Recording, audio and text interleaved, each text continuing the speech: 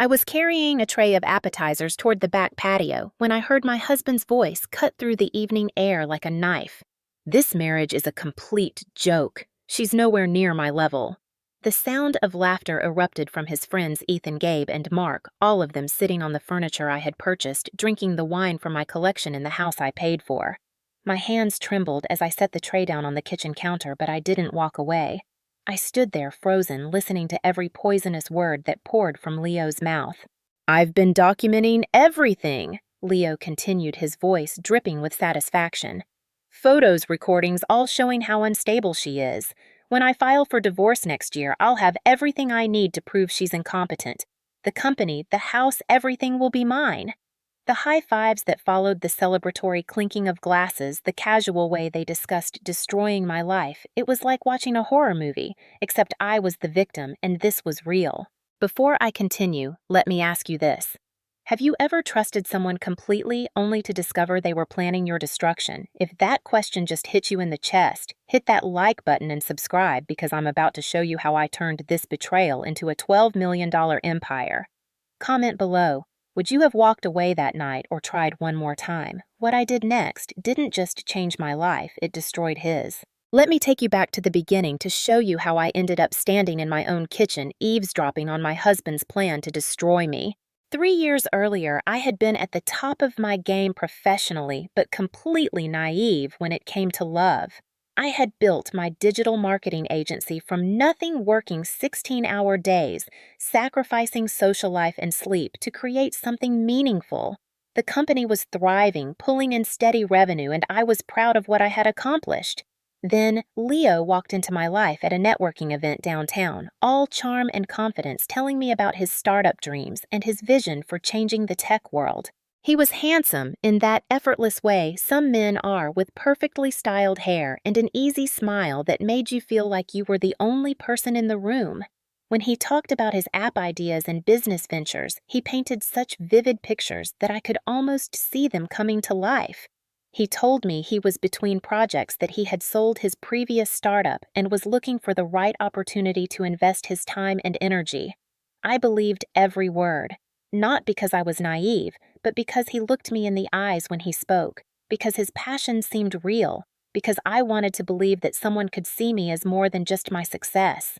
I believed him because I had built everything alone, and the idea of having a partner who understood ambition felt like finally coming home. Our courtship was a whirlwind. Leo knew exactly what to say, exactly how to make me feel special and seen. He would show up at my office with coffee leaf sweet notes on my car, text me throughout the day, telling me how inspired he was by my work ethic. When he proposed after 6 months standing on the rooftop of the building where we first met, I said yes, without hesitation. My mother had reservations, I could see it in her eyes at the engagement party, but she smiled and hugged Leo and told me she hoped I would be happy. I was too caught up in the romance to pay attention to the warning signs. The wedding was beautiful, a small ceremony at a vineyard upstate with close friends and family.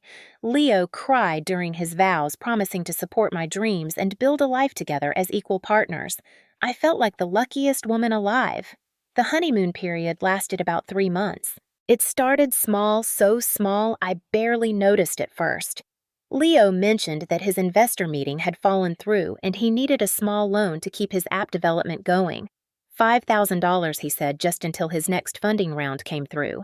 I transferred the money without question. Then it was $10,000 for a developer he absolutely had to hire. Then $15,000 for marketing materials. Each time he promised to pay me back as soon as his company took off. After the first year, I had loaned him nearly $80,000, and his company existed only as a domain name and a half-finished prototype that he never seemed to work on. When I gently asked about his progress, he would get defensive, telling me I didn't understand the startup world, that these things took time, that my lack of faith in him was crushing his entrepreneurial spirit.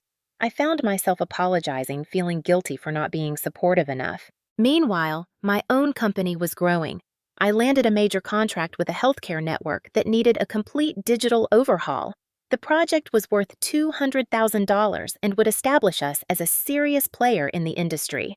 I was working 90-hour weeks managing a team of 12 people, handling client meetings and strategy sessions and endless revisions.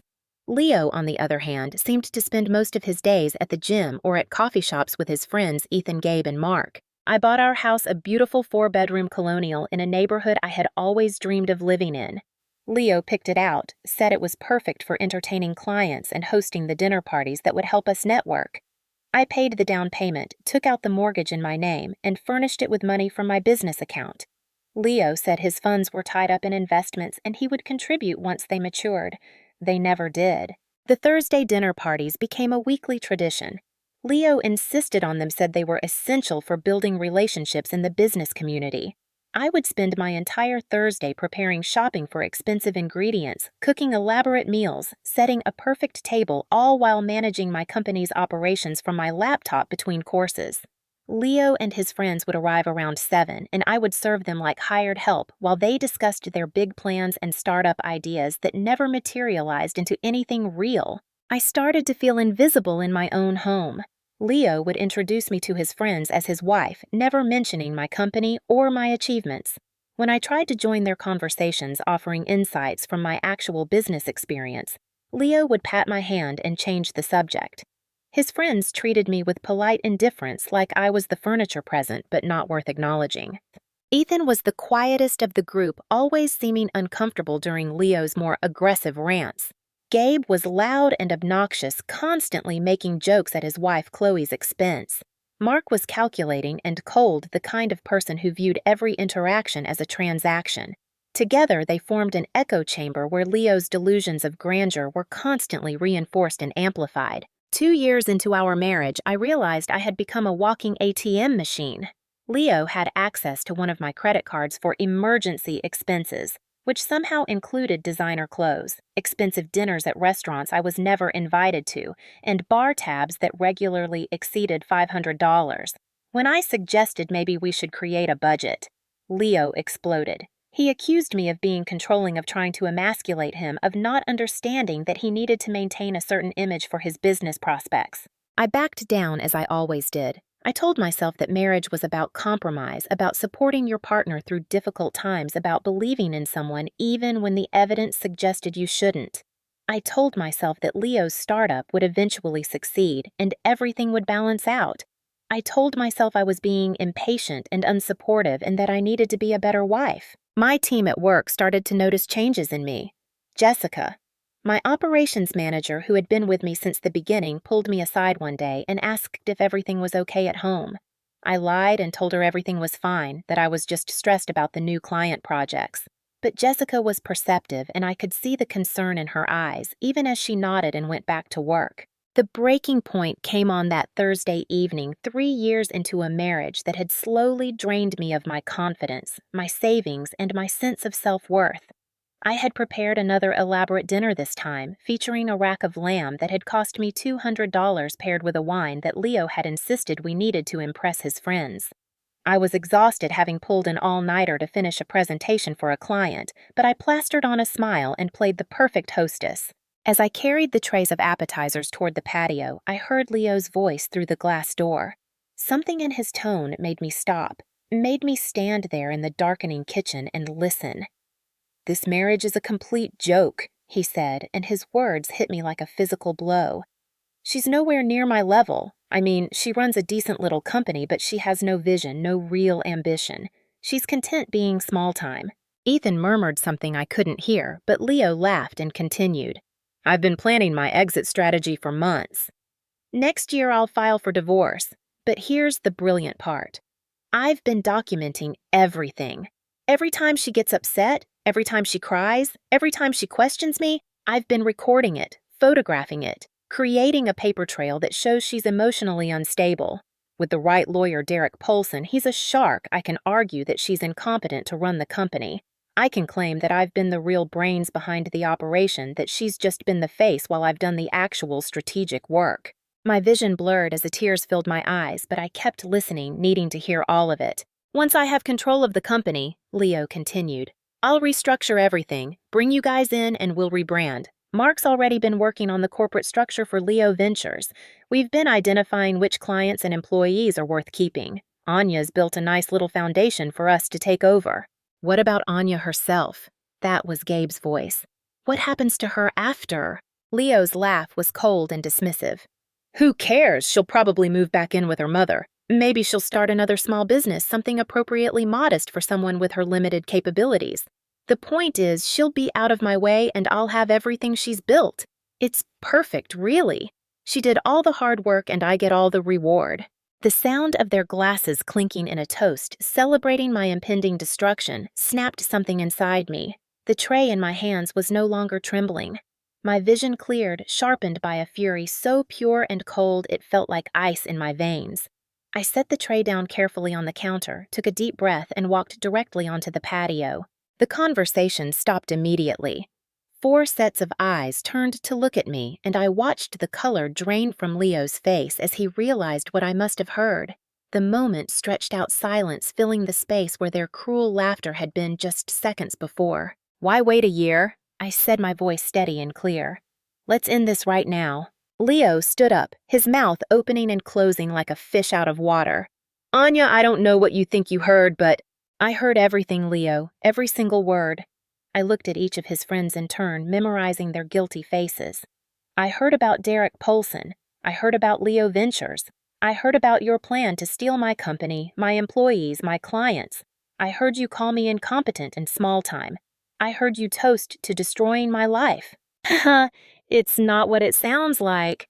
Leo started, but I held up my hand. Save it, I'm done. This marriage is over effective immediately. You have until tomorrow morning to get your things out of my house. Everything you own, Leo, which, let's be honest, isn't much since I've paid for everything for 3 years.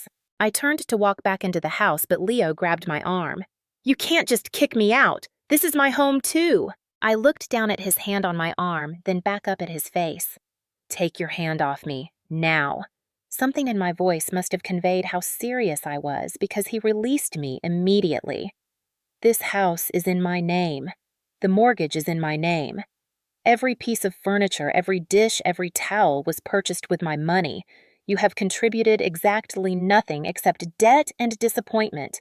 You will leave or I will call the police and play them the recording I've been making of this entire conversation on my phone. It was a bluff I hadn't been recording, but Leo didn't know that.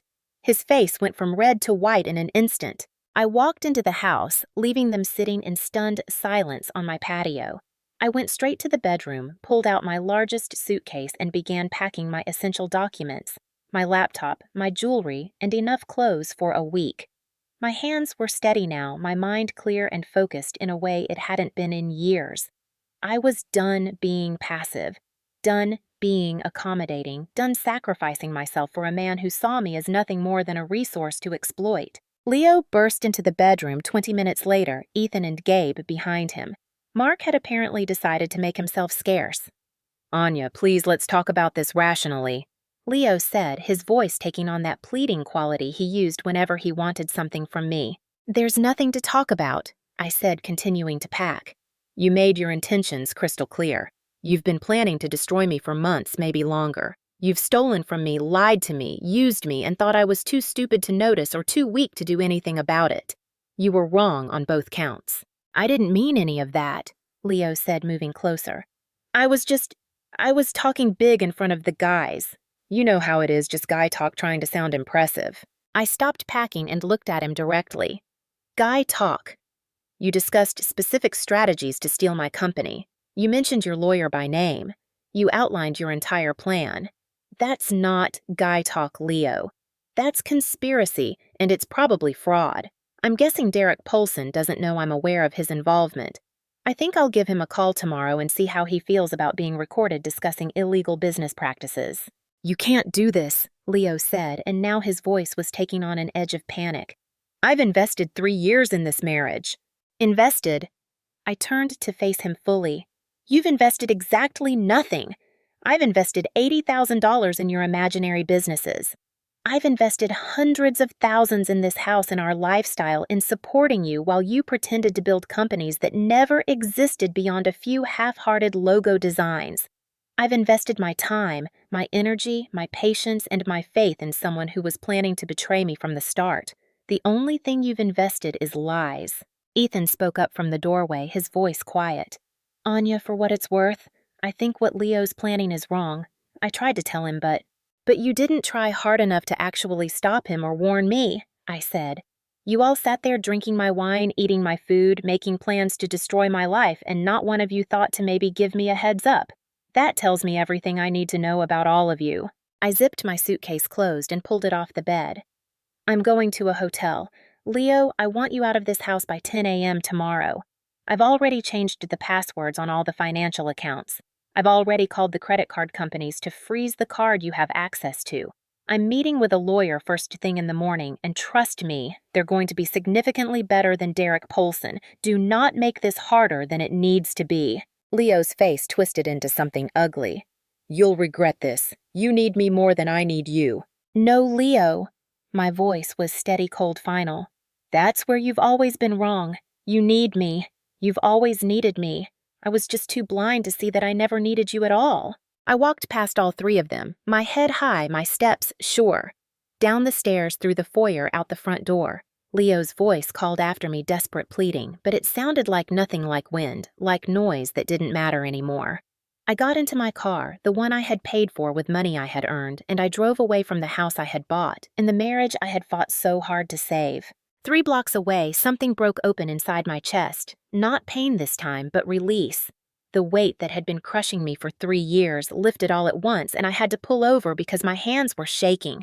But this time, they were shaking with relief, with rage, with a fierce, burning clarity that felt like waking up after a long, drugged sleep. I sat there in my car, watching the streetlights blur through tears that were half fury and half liberation, and I felt something I hadn't felt in years. I felt free. I checked into the Ritz-Carlton downtown, a luxury I had denied myself for years because Leo always needed the money for something else. The room was beautiful, quiet, and entirely mine. I ordered room service, took a long bath, and then I did what I should have done years ago. I called Eleanor Vance. Eleanor was a divorce attorney with a reputation for being absolutely ruthless in defending her clients. She didn't just win cases, she destroyed opposing parties who thought they could manipulate or cheat her clients. Her fees were astronomical, but I didn't care. This was war, and I was going to win. I need the best, I told her when she answered her emergency line at 10 p.m. My husband is planning to steal my company in a divorce settlement. He's been documenting fake evidence of my instability, and he's got a lawyer named Derek Polson helping him. I need someone who can bury him. Derek Polson is an amateur who preys on vulnerable people. Eleanor said, her voice crisp and professional. Tell me everything. I talked for 2 hours, laying out the entire situation. Eleanor took notes, asked sharp questions, and by the end of the call, she had a strategy outlined. First thing tomorrow, we file an emergency restraining order preventing him from accessing any business accounts or making any decisions regarding your company. Then we file for divorce on grounds of financial abuse and fraud. I'll need copies of all your financial records, any evidence of the money you've loaned him, and any documentation of his business dealings or lack thereof. I can get you all of that, I said. But Eleanor, I want to know, can we really prove he's been planning this? I don't actually have a recording of tonight's conversation. We don't need a recording of tonight, Eleanor said, and I could hear the smile in her voice. Trust me, men like your husband always leave a trail. We'll find it. She was right. Over the next few days, as I worked with Eleanor's team of investigators, we uncovered more than I could have imagined. Leo's phone records showed months of calls and texts with Derek Polson starting long before tonight. His computer, which he had left logged in on our home office desktop, contained a folder titled Project Gaslight, with detailed notes about how to make me appear unstable, including staged photographs and edited recordings of our arguments. But the real bombshell came from an unexpected source. 3 days after I left the house, I received a text from Ethan. I need to talk to you. I have something you need to see. Can we meet? I was hesitant, wondering if this was some kind of trap, but I agreed to meet him at a coffee shop downtown with Eleanor present. Ethan showed up looking haggard and guilty, carrying a large envelope and a thumb drive. I couldn't do it anymore, he said, sliding the materials across the table. Sophie, my girlfriend, she found out what Leo was planning. She told me that if I could stand by and watch this happen to you, then how could she ever trust me not to do the same to her? She was right.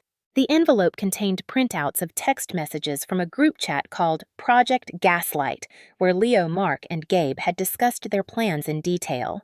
The thumb drive had recordings of their planning sessions, including conversations where they discussed exactly how they would divide up my company assets once they had control. But the most damaging evidence was something I hadn't even known about. Mark, who worked in corporate law, had helped Leo set up a shell corporation in Delaware called Leo Ventures. They had already begun reaching out to my clients and employees, trying to poach them before the divorce was even filed.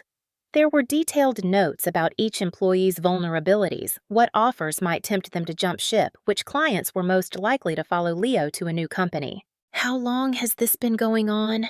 I asked, my voice barely above a whisper. 6 months, maybe longer, Ethan said. "Leo's been planning this since before you two even hit your 3rd anniversary. Mark and Gabe thought it was brilliant. I thought it was wrong, but I didn't say anything because I didn't want to rock the boat. I'm sorry, Anya. I'm really sorry." Eleanor had been reviewing the documents while we talked, and when she looked up, her eyes were gleaming. "This is gold. Conspiracy fraud, attempted corporate espionage. Leo and his friends are in serious legal trouble." The next day brought another surprise. Jessica called me, her voice tight with urgency. "Anya, you need to know what just happened. Leo sent a company-wide email this morning claiming you're having a mental health crisis and that he's taking over as acting CEO until you're stable enough to return. He's trying to lock you out of your own company." I was in Eleanor's office when I got the call. She immediately filed an emergency injunction, and within 2 hours, a judge had issued a temporary restraining order preventing Leo from accessing any company accounts, making any business decisions, or representing himself as having any authority over my company. The email was retracted, and a correction was sent out clarifying that Leo had no role in the company and was not authorized to make any statements on its behalf. But the hits kept coming, and this time in my favor. Chloe, Gabe's wife, reached out to me directly. "I've been listening to Gabe brag about what they're doing to you," she said when we met for coffee. I started recording his conversations because I suspected he was cheating on me, but what I found was so much worse. He's been learning from Leo how to manipulate me financially, how to make me doubt myself. "I'm filing for divorce too, and I want to help you." She handed me another collection of recordings, these ones capturing Gabe, talking about the plans in detail, including discussions about how Leo had been systematically gaslighting me for years, making me doubt my own competence, so I'd be easier to manipulate during the divorce proceedings. Then Olivia, Mark's girlfriend, contacted Eleanor's office. She had discovered the entire corporate structure for Leo Ventures on Mark's laptop, including client lists stolen from my company database employee files with personal information and detailed financial projections based on stealing my business. Mark had been so confident in their plan that he'd left everything on his personal computer. I thought Mark was different. Olivia told me when we met. "I thought he was one of the good guys. Finding out he was helping orchestrate something this cruel and calculating it made me realize I don't know him at all. I'm leaving him, and I wanted to make sure you had everything you needed to protect yourself." Eleanor worked around the clock, compiling all the evidence into an airtight case. We had text messages, emails, recordings, corporate documents, financial records, and witness testimony from 3 people who had directly observed Leo's conspiracy. It wasn't just a divorce case anymore. It was a criminal case, and Leo had no idea what was coming. The court hearing was scheduled for 2 weeks later. In the meantime, Eleanor got a second restraining order preventing Leo from contacting any of my employees or clients. When Leo tried to show up at my office building, security escorted him off the property with a warning that he would be arrested for trespassing if he returned. I called an all-hands meeting with my company to address what had happened. I was nervous, worried that Leo's accusations about my stability might have damaged my credibility with my team. But when I walked into the conference room, the entire company stood up and applauded. Jessica stepped forward as their spokesperson. "We all got that email from Leo," she said. "And every single one of us knew it was garbage. We've worked with you for years, Anya. We know who you are and what you've built. We know what you're capable of. And we're all behind you 100%. One by one, my employees spoke up, sharing their own observations about Leo's behavior, how they had seen him taking credit for work he hadn't done, how uncomfortable they had felt when he had started asking suspicious questions about client relationships and contract details. Several of them had already been approached by Mark about opportunities at a new company, and they had all declined. "We're with you," said David, my senior developer. "Whatever you need, we've got your back." For the first time since this nightmare had started, I felt tears of gratitude instead of pain. I had been so focused on Leo's betrayal that I hadn't realized I had an entire company full of people who valued me and what we had built together. The day of the court hearing arrived. Eleanor had arranged for us to meet with the board of directors for my company first to present our evidence and get their official support. The board consisted of 3 early investors and 2 independent directors, including Margaret Chin, a respected businesswoman who had mentored me when I was first starting out. Leo showed up to the meeting in an expensive suit I had never seen before, clearly bought for this occasion, accompanied by Derek Polson, who looked exactly like I had imagined, slick, overconfident, and underprepared. Margaret started the meeting. "Mr. Morrison, you've made some serious allegations about your wife's mental stability and her competence to run this company. We're here to review those allegations and determine the appropriate course of action." Derek Polson stood up, launching into a prepared speech about my emotional fragility, my erratic behavior, and Leo's essential role in the company's success. It would have been impressive if any of it had been true. Eleanor let him talk for exactly 5 minutes before she stood up. "Thank you for that creative fiction, Mr. Paulson. Now let's discuss reality." She began distributing packets to each board member, thick folders containing the evidence we had compiled. Text messages where Leo discussed gaslighting me. Recordings where he and his friends plotted to steal my company. The corporate documents for Leo Ventures showing their plan to poach my clients and employees. Financial records proving that Leo had contributed nothing to the company or our household in 3 years. "Mr. Morrison has never held a formal position with this company," Eleanor continued. "He has never been listed on any corporate documents, never received a salary or payment of any kind, and has never been involved in any client work. His only contribution has been consuming company resources and attempting to steal proprietary information for his own competing business venture." She turned to face Leo directly. "What Mr. Morrison has done isn't just marital betrayal. It's corporate espionage, fraud, conspiracy, and theft. We have witness testimony from 3 individuals, including his own friends, documenting his plans. We have his own words recorded and saved outlining his criminal conspiracy." Leo's face had gone from red to white to red again. Derek Polson was frantically flipping through the evidence packet, his confident demeanor crumbling with each page. Margaret Chin looked at Leo with disgust. "Mr. Morrison, in all my years in business, I have rarely seen such a calculated attempt to destroy someone who trusted you. You should be ashamed of yourself." James Harrison, our biggest client and one of the board members, spoke up next. "I want it on record that our company has worked exclusively with Anya. I've never had a single conversation with Mr. Morrison about our account, and I would not be comfortable working with him under any circumstances. If this company were to fall under his control, we would immediately terminate our contract." The other board members echoed similar sentiments.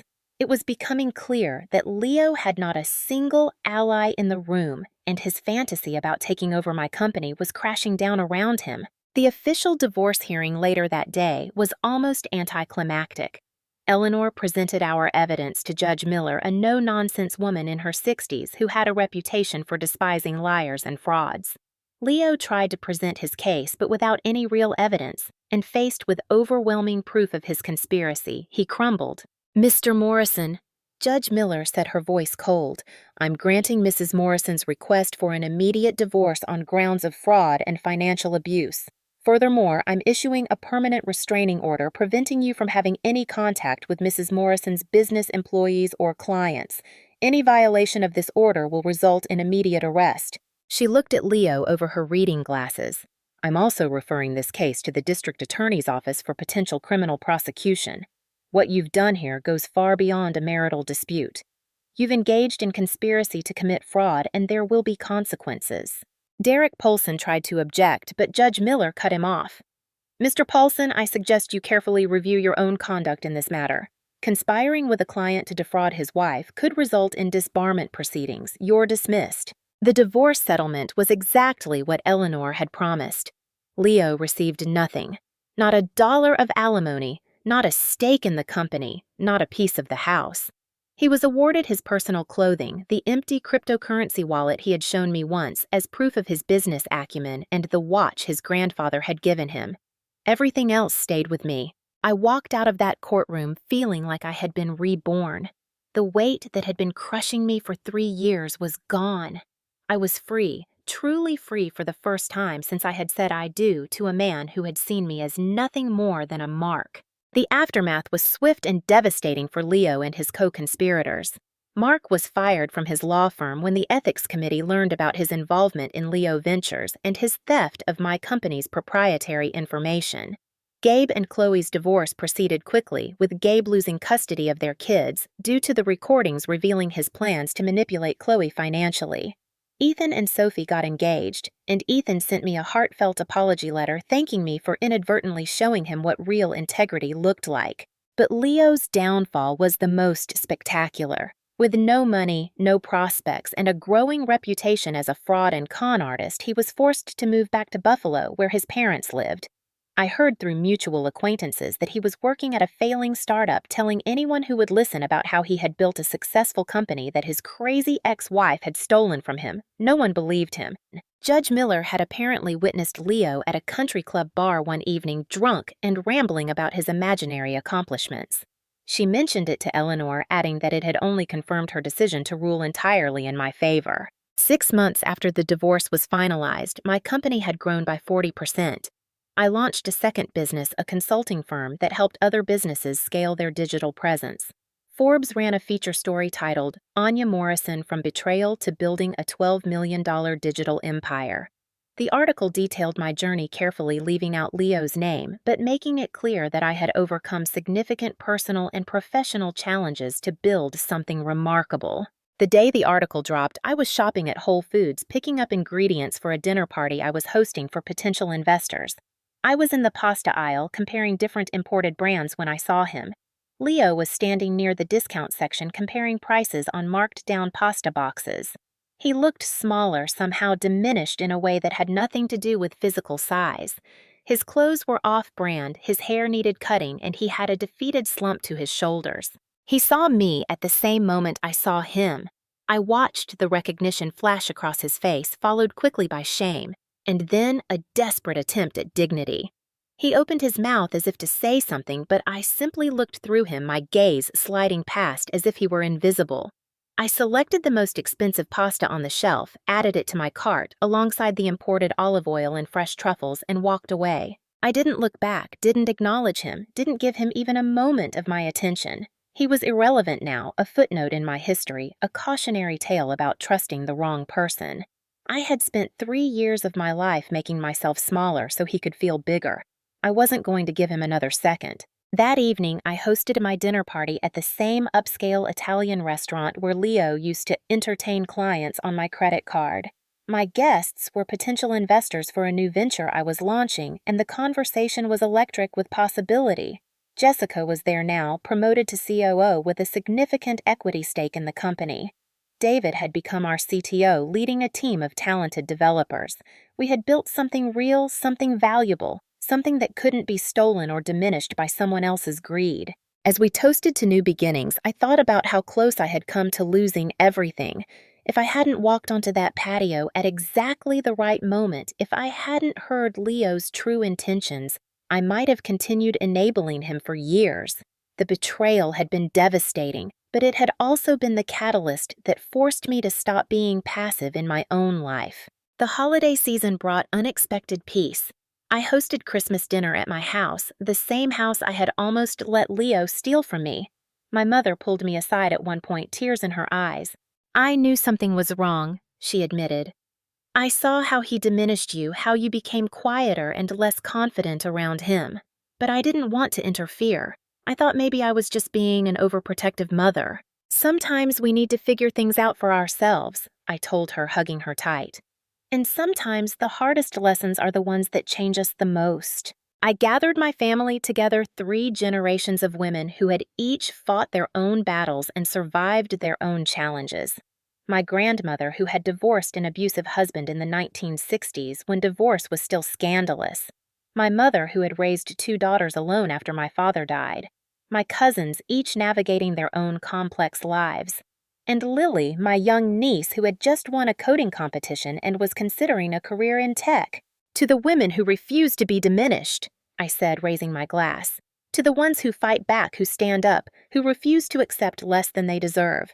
To all of us, past, present, and future. The final piece of closure came a few months later in the form of a letter forwarded to my office. It was from Leo, postmarked from Buffalo. I almost threw it away without reading it, but curiosity got the better of me. The letter was exactly what I expected, a rambling, self-pitying mess that somehow still managed to cast himself as the victim. He claimed he had been trying to protect me by documenting my episodes, that he had only wanted what was best for us, that he had made mistakes, but I had overreacted. He wrote about his new job at a revolutionary startup that would change everything, and suggested that maybe if I was interested in supporting real innovation, I could invest in his new venture. He even offered to consult for my company, sharing his expertise in exchange for a fair compensation. I read the letter once, smiled at the delusion it represented, and filed it in a box labeled Evidence Closed. Some people never learned, never grew, never faced reality. Leo would probably spend the rest of his life telling himself stories about how he had been wronged, how he was the real genius, how everyone else had failed to recognize his brilliance. I wasn't angry anymore. I wasn't hurt. I was simply done. The box went into storage, and I went back to building my empire. Because the best revenge isn't destroying the person who tried to destroy you. The best revenge is building something so successful, so valuable, so undeniably yours, that they become completely irrelevant. Leo had tried to steal my company, my money, my confidence, and my future. Instead, he had given me something unexpected, the motivation to become unstoppable. A year after the divorce was finalized, I stood in front of a room full of entrepreneurs at a women's business conference sharing my story. I talked about the warning signs I had missed, the ways I had diminished myself to accommodate someone else's ego, and the moment I decided I was worth fighting for. The hardest part wasn't the betrayal, I told them.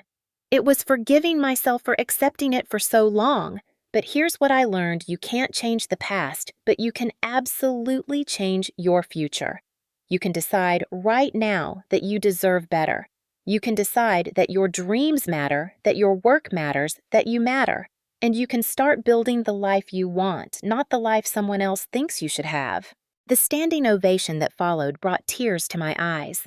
After my speech, dozens of women approached me sharing their own stories of financial abuse, manipulation, and betrayal. Some were still trapped in those situations, desperately looking for a way out. Others had escaped and were rebuilding, just as I had. I gave them all the same advice Eleanor had given me: document everything. Trust your instincts and never let anyone convince you that you're not strong enough to survive without them. Because you are. We all are. Life has a way of revealing people's true characters when the pressure is on. Leo showed me exactly who he was that Thursday evening on my patio. He was someone who saw relationships as transactions, who viewed love as leverage, who believed success meant taking from others rather than building something of value. He was someone I never should have trusted, never should have married, and definitely never should have supported. But I'm grateful in a strange way for the experience. It taught me about my own strength, my own resilience, my own worth. It showed me who my real friends were and what I was capable of when I stopped letting someone else define my limitations. It forced me to confront the ways I had been complicit in my own diminishment and to take responsibility for changing that pattern. Today, my company employs 35 people and generates 8 figures in annual revenue. My second venture is growing rapidly, and I'm in discussions about a third business launch. I've been featured in multiple business publications, invited to speak at conferences, and approached by companies wanting to acquire my businesses. I've turned down every acquisition offer because I'm not building this to sell. I'm building it to prove to myself and to anyone watching that you can rise from the ashes of betrayal and create something extraordinary. I still see Ethan occasionally. He and Sophie got married, and they sent me a beautiful wedding announcement with a personal note thanking me for being an example of integrity and strength. Chloe rebuilt her life too, launching a successful career as a financial advisor, helping women protect themselves from financial abuse. Olivia started her own law practice focusing on business ethics. We formed an unlikely support network, 3 women who had almost lost everything because we loved men who didn't deserve us. As for Leo, I heard he was still in Buffalo, still telling his stories, still waiting for his big break that would never come. Part of me feels sorry for him for the life he could have had if he had chosen partnership over exploitation, if he had chosen to build something real instead of trying to steal what someone else had created. But mostly, I don't think about him at all. He's a closed chapter, a lesson learned, a reminder to trust my instincts and value myself. The most important thing I learned from this experience is that you teach people how to treat you. For 3 years, I taught Leo that he could use me, diminish me, and plan to destroy me, and I would just keep accommodating him. The moment I changed what I was willing to accept, everything changed. I stopped being a victim and became the architect of my own future. If you're reading this and seeing yourself in my story, if you're recognizing the signs of financial abuse or manipulation or gaslighting in your own relationship, please hear me when I say this. You deserve better. You are stronger than you think. You are more capable than anyone has told you, and you absolutely can build a life that honors your worth and your dreams. It won't be easy. There will be moments when you doubt yourself, when you're tempted to go back, when the familiar pain seems easier than the unknown future. But I promise you, on the other side of that, fear is freedom, possibility, and a life that's genuinely yours. The Thursday dinners at my house look very different now. I hosted them occasionally, but instead of cooking elaborate meals for people who didn't respect me, I order takeout and invite friends who celebrate my success instead of plotting to steal it. We laugh, we plan, we dream together, and when they leave, I clean up feeling energized rather than depleted. My house is full of art. I chose furniture I love, and the quiet satisfaction of knowing that everything I see is mine, earned through my own work and paid for with money I made through my own talent and effort. There's no one here questioning my decisions, undermining my confidence, or planning to take it all away. There's just me building the life I always deserved. So here's my question for you.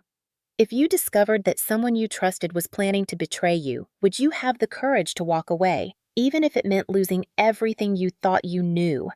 Would you fight for yourself, or would you try to make it work because starting over seemed too scary? And if you have walked away from a toxic situation, what was the moment that finally made you realize you deserved better? Leave your thoughts in the comments below. If this story resonated with you, hit that like button and subscribe for more real stories about people who refused to stay victims and built extraordinary lives from the wreckage of betrayal. Share this with someone who needs to hear that they're strong enough to start over. Because sometimes the bravest thing you can do is refuse to accept less than you deserve, even when everyone around you thinks you should just be grateful for what you have. Remember, the best revenge is a life well lived, and the greatest success is becoming so valuable, so confident, and so complete that the people who tried to diminish you become nothing more than distant memories of who you used to be before you became unstoppable.